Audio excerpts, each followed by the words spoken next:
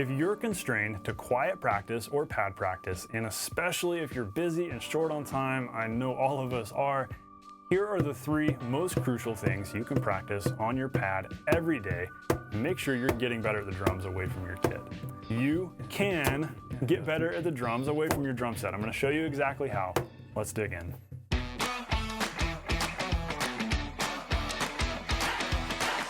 Hey, welcome to the Non Glamorous Drummer. This is the channel where we teach you all the core drumming skills that really matter so you can always know your next step and make serious progress in less time.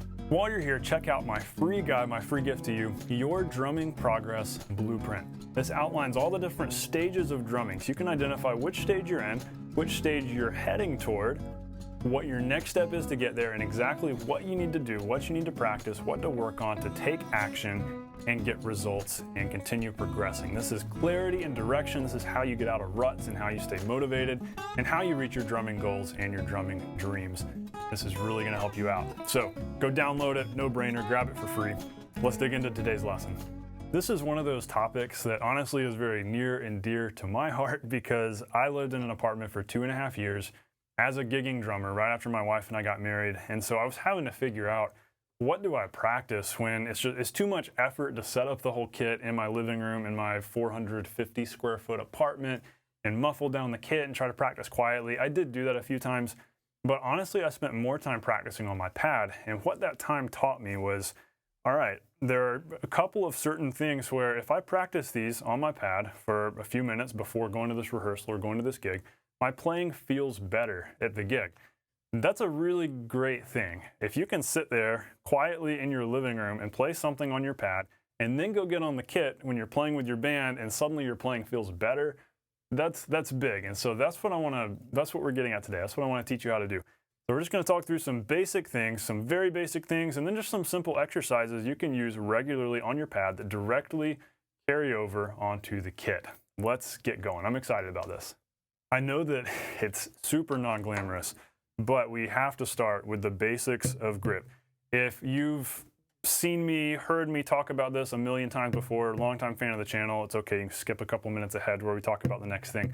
But for those of you who are new to the drums, or you need to revisit technique, maybe you've gotten great at playing songs, maybe you've played with a band for a long time, but technique is a weak point and you need to work at it a little bit and smoothen out your hands, then this is definitely for you. Because the things that we practice on our pad, honestly, are kind of worthless if we're not actually gripping well. That's one of just the core principles that I'm always teaching here on this channel, that if you're not doing things well, it doesn't really matter so much what you're doing. Like you could practice certain things, certain exercises that you learn from this teacher and this YouTube channel and all of this stuff. You could practice that all day, but it's not going to help you if you're not doing those things well. You're not doing them with proper technique. We want to make sure that with whatever we're doing, we're getting loose, relaxed, rebound, that's effortless, that's pain-free. And honestly, I'll go and tell you, if you're getting pain-free rebound and you can play as loudly as you want to play, as softly as you want to play, as quickly as you want to play, and you're able to do what you want to do and get the sounds you want to get out of your kit, even if your technique looks different from mine, that's fine. I'm not going to argue with that. There are a lot of great drummers out there who do different grips than what I do, different from what I teach. I don't understand how it works for them, but it does. And so I'm not going to argue with great sound and you being able to play what you want to play without pain. But if you're not able to play what you want to play, you're not able to get as loud as you want to or as quickly as you want to, you don't feel relaxed, you're not getting the sound you want, your timing maybe isn't great, or there's pain in your wrists, then you might want to revisit some of these core basics. And so the first thing that I always want you to do, a great way to start every pad practice session and just any drum set practice session in general is the free bounce. That's my term for just having the stick here resting in a fulcrum. My fulcrum point is actually halfway up my middle finger and then kind of against the edge of my thumb like this. And I'm putting a little bit of pressure on it so I can lift the stick up and then giving it a gentle push, letting it drop. I've got as little pressure on the stick as possible without it just falling through. Like any looser and it's going to fall, but just enough pressure that there's a hinge, because there has to be a hinge. It's kind of like we're forming an axle. There's an axle here and the stick is hinging right here on the same spot on middle finger and edge of thumb every time. This is such a great test, just core test to troubleshoot your grip. If you're not able to do this, then work at it until you are, because once you can do this, you can then just gently bring the other fingers around. Let index kind of be a loose guide here. You can do this with index finger, by the way. A lot of people like to do that. I prefer middle because it opens up my hand a little more. But you can play around with that. You can even do a little bit of both. Have the other fingers gently here, ready to go. And so a couple things that we want to practice that stem from here. We want to practice that, full-on free bounce like that. We also want to practice letting it just bounce twice and catching it. That's what we're going to use for doubles. And we also want to practice throwing it down a little harder and letting it pop up. Because naturally, if you do this, like the stick wants to fly out of your hand. That's how much energy, how much power there is in that. When you're gripping loosely like you're supposed to, the stick wants to spring way back. And it's going to fly out of your hand. But if you've got the other fingers here, and you've got your fulcrum here, the stick should be secured enough that it can bounce back, maybe this far, but not fly out. So that's what you want to practice, getting that smooth, natural rebound where it just pops right back up to here. We want the stick moving a lot within our hand. So many lessons going in detail about this here on the channel, and so I'll link the hand technique playlist in the description. If you know this is a weak point, you know this is something you need to work on. But I have to present this at the beginning of this lesson because if this is the first video of mine you've watched, then you've got to understand that this is just an absolute core thing where if you don't get your grip right, you can sit here and practice on your pad all day and it's not going to translate a lot to your kit. It's not going to help you much. That's just one of those core truths of drumming and one of those things that I never want to gloss over. I want to make sure you understand that you've got to do these things the right way, in a way that's working for you so that you're getting relaxed rebound, you're able to get the volume you want, the speed you want eventually. It's okay if those things aren't happening right away. You want to set yourself up for that. You want to have a solid foundation built that will allow you to scale in whatever it is you're practicing. We want to be able to scale dynamically and play as loud as we need to. We want to scale tempo-wise and be able to go as fast as we need to. Especially if we're going quiet, we want to be able to use fingers like that, which come into play with doubles. And so we want to make sure our technique is working for us and not against us. So that is so fundamental, so core. Start with that each day and then practice your singles. Just one hand at a time. It doesn't have to be fast, even if it's like, see what 60 beats a minute is. Eighth notes at 60 beats a minute is great. That means you're playing twice as fast as your metronome if it's clicking quarter notes at 60. So here's 60. Play eighth notes with just your right hand. Just over and over again, pay attention to that smoothness. Do the same thing with left hand. So these are eighth notes, 2 and 3 and 4 and 1 and 2 and 3 and 4, and then you want to eventually get to sixteenths and alternate. 1 E and 2 E and 3 E and now here's the key. At this point, when you go to alternating sixteenths, what is very important here is to not choke out your rebound. This right here is what happens so many times. I see so many drummers get the rebound down with one hand, and then suddenly they go to alternating, and it chokes out. It's hard to say why that happens. I know it happened for me. It happened for me in my playing, and I had to intentionally work to not let that happen. And I think it's because when we're focusing on alternating, our brain's just having to work harder, and so we tend to neglect that natural rebound that we still have to think about in the early stages. Eventually, you'll get to where you won't have to think about it. But starting out, make sure you're still getting that bounce as you're alternating. So alternate as slowly as you need to at first and make sure this is happening. And as you can get up to sixteenths at 60, that's great, and gradually go faster from there. But also practice different volumes. And as you go quieter, wrap your fingers a little more firmly around the sticks. So all in all, singles, different dynamics, one-handed, alternating, that should be such a core part of your practicing. And the reason why, honestly, is obvious. How much of our playing on the drum set is singles based, whether it's just timekeeping with a right hand, or we're playing backbeats, some very slow singles when you think about it, or most fills. So many different fills that we might play are singles based, whatever tempo they might be at. So the better you get at your singles, always practicing them with a metronome, getting them solid, getting them relaxed, feeling good, better you get at that, the better almost everything you play on the kit is going to be. So that's so core, so fundamental. That's got to be the biggest takeaway here from this lesson. So even if you cut off the video right now, I hope you get a lot out of what we've covered so far. But we're not done, because there's a couple more things that are hugely beneficial. Once you've worked the singles, you're ready for the next thing, which we kind of alluded to already, and that was doubles, where when we're doing the free bounce, we want to practice choking the stick. Not so much choking it, because we're not grabbing it and squeezing it, we're just stopping it, bringing in the fingers. And so practice doing that one hand at a time until eventually you can play a slow double stroke roll. Remember, it's 2 for the price of 1. We're not doing anything for those second notes. I'm just thinking right, left, right, left. Those extra bounces are totally for free. A great tempo to aim to be able to do this at is 60.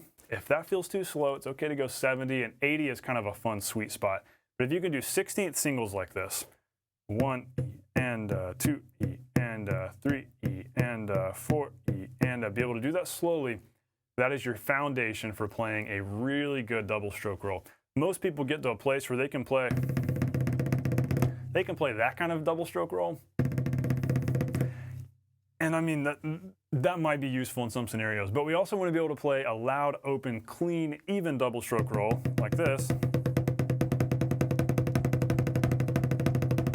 which we can't do unless we master those fundamentals, and then we start learning how to use the fingers. Now, fingers, that's a discussion for another lesson. I've got a full lesson on that. I'll link it in the description. Go check that out for all the details on what your fingers should actually be doing when you're playing doubles. This is how to scale your doubles in terms of dynamic, strength, evenness, and speed. So definitely check that out for more info on that. But now, here are the most fun things, and honestly, these were the most practical, most helpful things that I ever practiced on my pad that translated to the kit.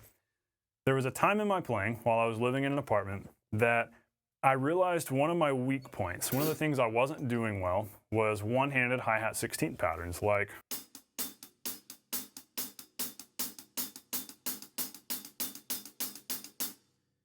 that. They just weren't very smooth. I was having trouble with it. It was kind of clumsy. I definitely had to play around with some logistical things, like where to place my stick, how to adjust the hats. I'll link that video too. I'm thinking through a lot of other lessons I've got here on the channel that just take you more in depth with each of these things we're quickly mentioning. So that's kind of its own thing, but we're just focusing on the technique of this today in this lesson. I spent a lot of time practicing that on my pad, practicing the accent tap one-handed motion on my pad.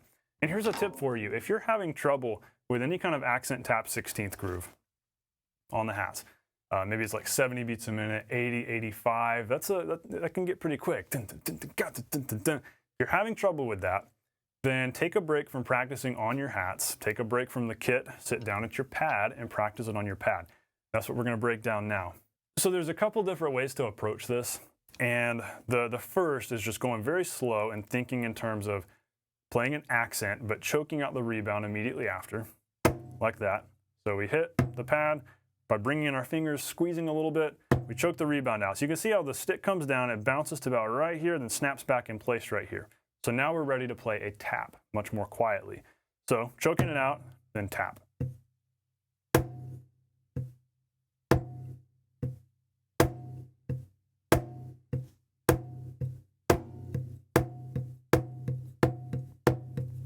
Now right about here, you can see how suddenly we start to settle into a motion and it gets easier.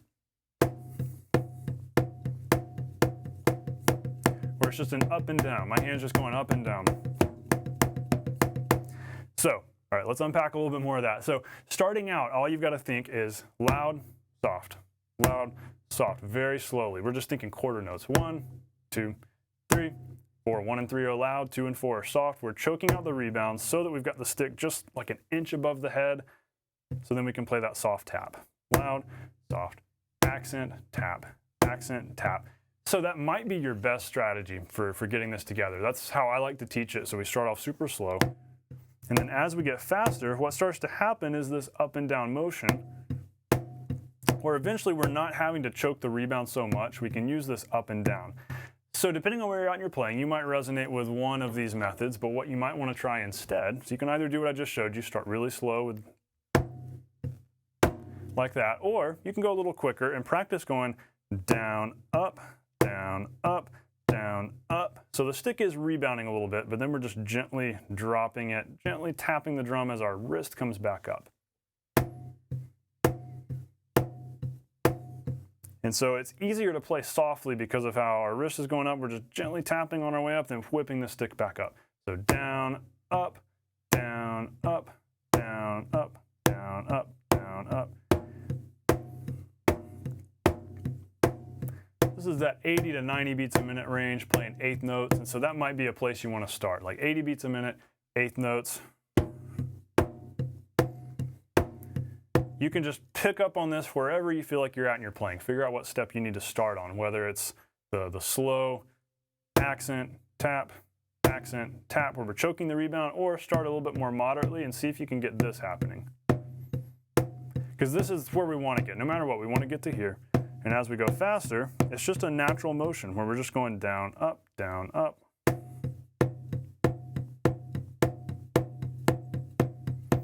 And as soon as you can get this happening smoothly, you're going to very soon be off to the races in terms of just the natural smoothness and good time keeping of this pattern. Because a lot of times what happens is when we're playing it on the hats, it just feels kind of clumsy.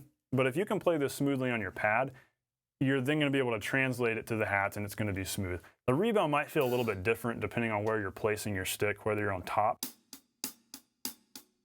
or on the edge. What I like to do is edge, top, down, up, down, up.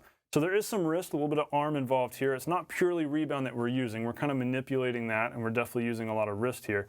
And so I don't want you to miss that. But when you're doing it on your pad, you get a little bit of extra rebound to help you, which helps with just smoothing things out and staying relaxed while you're still doing it up and down. Every pad's going to feel a little bit different. This is an Aquarian Super Pad, my favorite practice pad. It's not super springy, but it's a little bouncier than like a low to medium tuned snare. It's bouncier than my snare is. It feels about like a medium high tuned snare, be my best estimate. But it's great for practicing this. So what you want to do here, as you're practicing this, listen to the eighth note.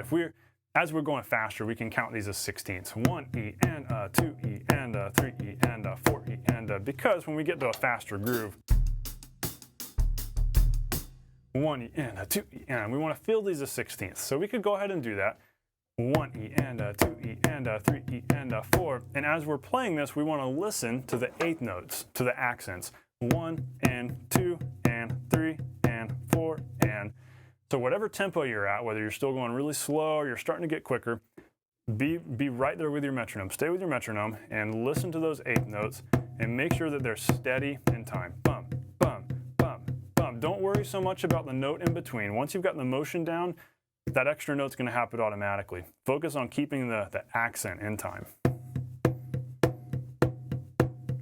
Then go back and forth between playing this and just playing eighth notes. And so if you're listening to the eighth notes, you're listening to the accents, then listening-wise, nothing changes as you alternate back and forth, and you can focus on keeping them exactly in time.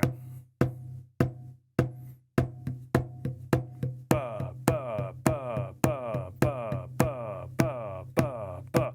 That's what we're listening to. That's what we're focusing on. That's the exercise that ultimately I want you to do here. Going back and forth between eighths and sixteenths, keeping those accents the same volume. You're just listening to that. That helps so much with grooves, helps so much with timekeeping. And if you can also practice this with your left hand, so practicing this with your right hand will definitely translate to any kind of timekeeping you do, whether it's eighth or 16th. It'll help you with going between them. Very powerful, but also do it with your left hand, because if you ever want to play like busier patterns, or you want to play like a shuffle pattern with your left hand, like a blues shuffle, boom, ba-bum, ba-boom, ba-bum, ba-bum, ba-bum, that's definitely going to come into play. That's a topic for another lesson. But practicing this with your left hand will help you in getting into that as well. And you want to be balanced. You want to be well-versed with both of your hands. And so that's definitely a great thing to practice also.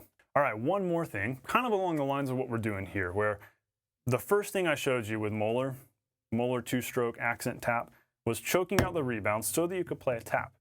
So here's something really cool that is probably the most applicable with left hand, actually.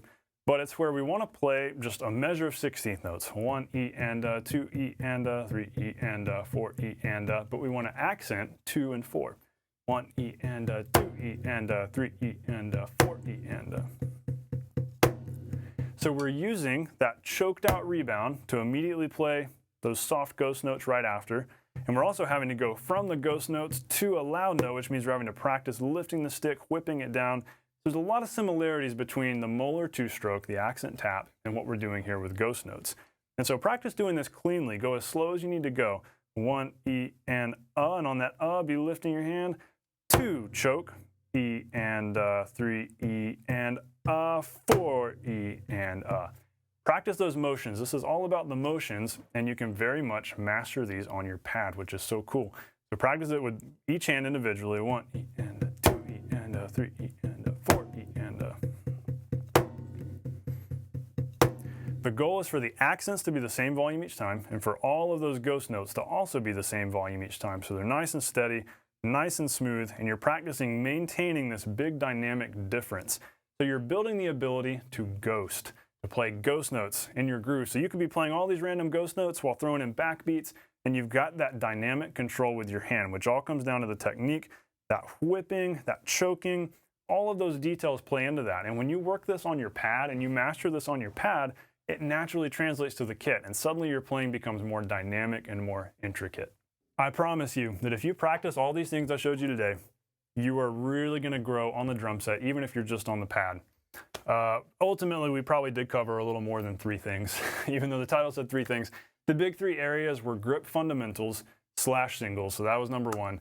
Doubles, number 2. Doubles and free bounce, really handling rebound was number 2. And then the accent tap, choking out the rebound, and the ghost notes, that's really our 3rd area.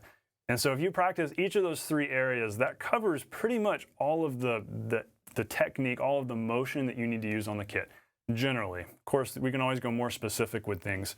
But if you hit all of that in your regular pad practice, you're going to grow so much. Your hands are going to learn how to do exactly what they need to do to create these different dynamics and to do these different motions we need to do, which means that's going to become more autopilot. So then when you get on the kit, you can focus more on the groove, on the feel, on the timekeeping, on the music, and you'll have more fun. So get to the practice room. Take action on this. You can do this. Practice these just a step at a time. Go as slow as you need to at first. Don't be in a hurry to go fast. Do these in front of a mirror if possible. You can just do these a few minutes every day, like 10 minutes every day. If you're busy, that means you don't have to commit to sitting down at your kit and making noise, and sometimes that's an ordeal, to practice on the full kit. Maybe the kids are asleep, or maybe it's early in the morning, late at night, you got neighbors, you can't make noise. Just practice on your pad instead, but if you practice these things, it's going to come out in your playing later. So this is a great productive way to make the most out of practicing quietly, especially when you're busy. So I really hope this helps you out. And while you're here, be sure to download that guide that I told you about earlier, the Your Drumming Progress Blueprint Guide. It's totally free. It helps you figure out what stage you're in, so where you're at right now, where you want to be, where you need to go next, what your next step is, how to take action on that step, and how to therefore get big results, big progress in your playing. This helps you get out of ruts. It helps provide clarity, direction, and helps propel you and empower you toward reaching your drumming goals and drumming dreams, whether it's the short-term goals, because this gives you your short-term, here's what you need to do next, or long-term, like, hey, here's what's in the distance, here's what's at the end of the tunnel. This is what you want to get to next year, or in 2 years, or in 5 years. This is your plan here, your success path. So I really want to help you reach your drumming dreams. So download the guide, no brainer, it's totally free, my gift to you. If you're new to the channel, be sure to subscribe, join the Non Glamorous community. Thanks for watching, everyone. Stay non-glamorous, you can do this. I'll see you on the next lesson.